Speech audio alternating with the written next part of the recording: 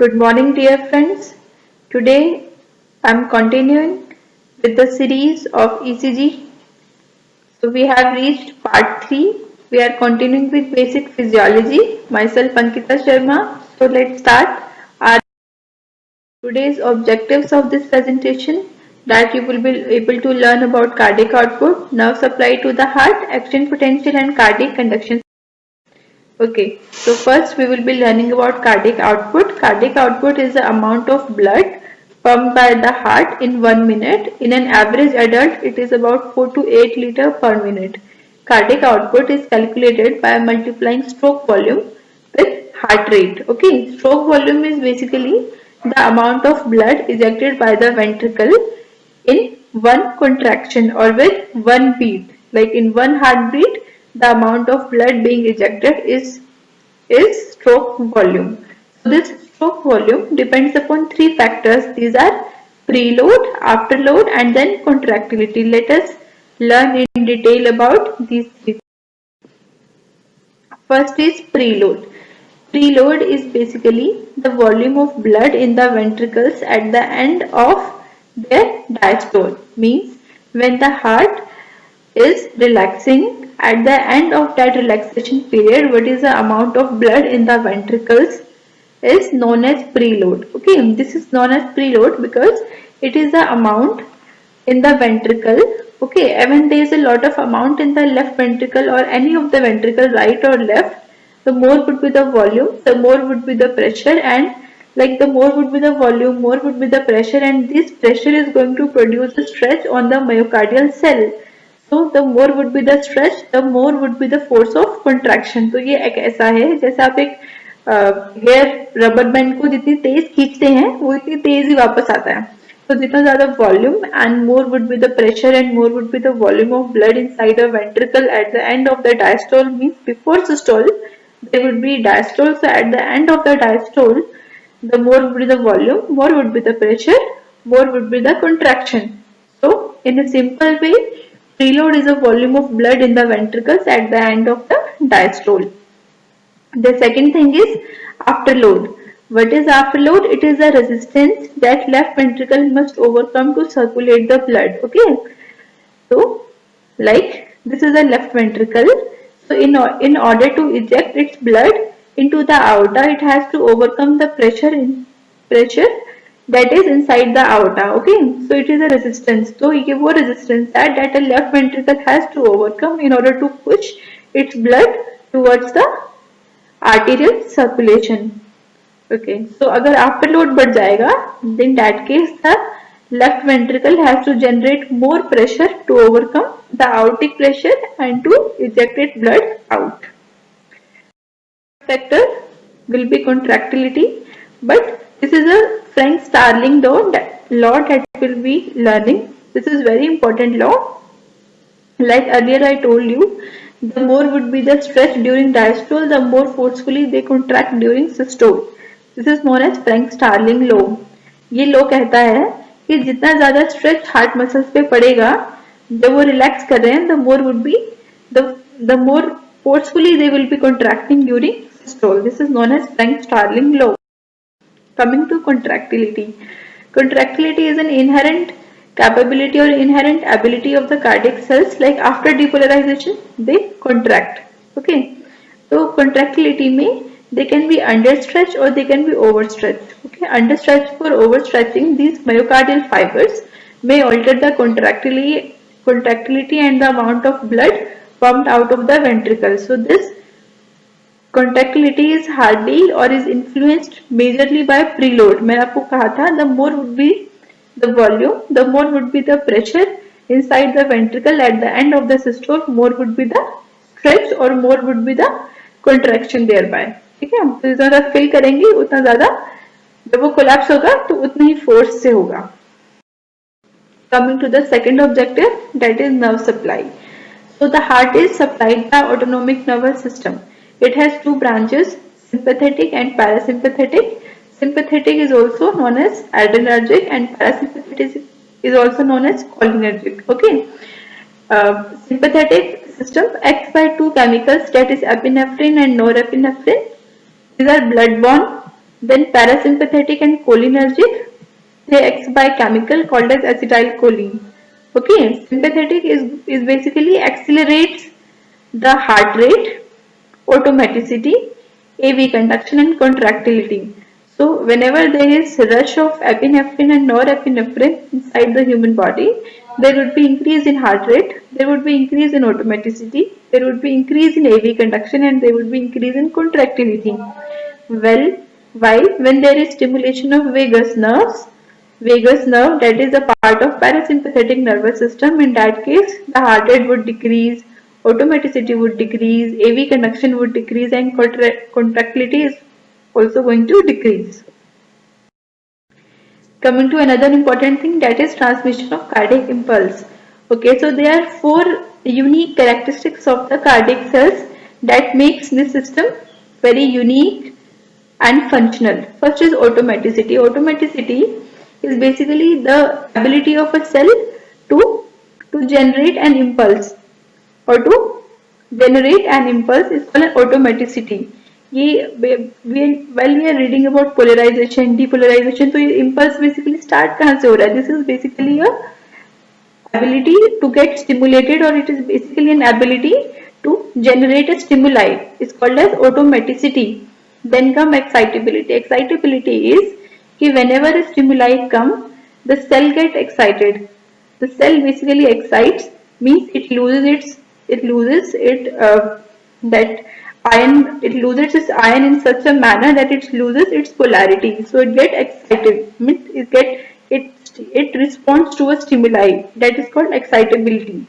Conductivity is like if one cell is stimulated, then this stimulation or this will be transmitted to another cell, then this will be transmitted to another cell. This happens because of in between gap junctions. The cardiac cells are having a characteristics gap junctions. These gap junctions, like whenever one thing happens in one cell, this is fastly transmitted to another, then to another, then to all cells. Then fourth is contractility. Contractility is, it is the ability to contract after depolarization. It is also another fourth characteristic feature of the cardiac cells. Coming to important thing, that is cardiac action potential. Okay, this is basically very important. अगर आपको याद हो तो this question is asked in written exam of BSc first year. Okay, so one thing to remember here is that there are two different kind of action potential. Okay, like cardiac muscles have different action potential, while this pacemaker cells, that is SA node, they have different kind of action potential. Okay, we are learning about action potential of cardiac muscles. Okay, in this there are basically 5 phases. Phase 0, this is this phase, then phase 1, phase 2, phase 3 and phase 4. So we'll start with phase 4. Phase 4 is basically a phase where the cardiac cells are in rest. Okay, there is no ion movement, there is slight ion movement, the polarity of the cell is maintained and there is no major changes. Okay, so the normal resting membrane potential is minus 90 millivolt. In the phase 4, when the cell is in the resting phase, the sodium calcium channels are closed, while open these potassium rectifier channels are open and they keep the membrane potential as minus 90 millivolt. Then there is a stimuli that by this stimuli the cells undergo a rapid phase of depolarization, that is a phase 0. In this phase what happens, that there is opening of fast sodium channels. So the sodium start coming inside the cells rapidly and the cell loses their normal ionicity. They become positive inside, like from minus 90 millivolt they come to plus 10 millivolt. Then after phase 0 comes the phase 1, that is the phase of that is the phase of rapid repolarization. In this phase what happens, that the potassium channels or transient potassium channels opens and the potassium start moving out. while the sodium channels get closed. So in this phase there is rapid repolarization. Okay, then coming to second phase, that is a plateau phase. In plateau phase what happens, that there is influx of calcium through L-type calcium channels, and also there is movement of potassium outside the cell through delayed rectifier potassium channels. So the calcium is moving in and potassium is going out. In that way the potential or the charge is being balanced. So this is represented by this plateau phase. Then comes this phase 3. In phase 3, the calcium channels, this L-type calcium channels get closed while the potassium channels remain open, and they bring the potential to resting phase. So this is the action potential of cardiac muscles. Okay, there are two kind of refractory period. Refractory period is basically a period where a cell cannot be stimulated further. Whatever impulse comes, it cannot be further stimulated. Okay, so refractory period, like in this phase 0, phase 1 and phase 2 is a phase where the cell cannot be stimulated further. Whatever may be the strength or whatever kind of the stimuli, the cell is not going to be stimulated further. While at the end of the phase 3 and the start this phase 4, the cell is under relative at the end of this phase 3, the cell is under relative refractory period, where if the strength of the stimuli is very high, the cell can be further depolarized. Okay, while in phase 4, it is easily get depolarized. Coming to electrical system of the heart, this is very important to learn. Like this, what we learned earlier was a phase of polarization, depolarization, repolarization. So how these phases or how these cycles of depolarization, repolarization move inside the heart. So there are certain pathways called as conduction pathway that moves these impulses. So first of all is this SA node. SA node is the pacemaker of the heart. Okay, this is called sinoatrial node. It is located at the junction of superior vena cava and the right atrium. On the right side of the heart, it gives an impulse to about 60 to 100 beats per minute. It has then from the SA node, there are three internodal pathways. That is, this one is posterior, then in between is middle, then is anterior, then is this Batchman's bundle. So you should know that both these side of the heart contract simultaneously. So if the pacemaker is this side, the impulse also has to go this side. So there is Batchman's bundle or a couple of tissues that are bringing the impulse towards the left side of the heart to make it work simultaneously. Okay, so this from this internodal pathways, the impulses comes to AV node and to the left atrium.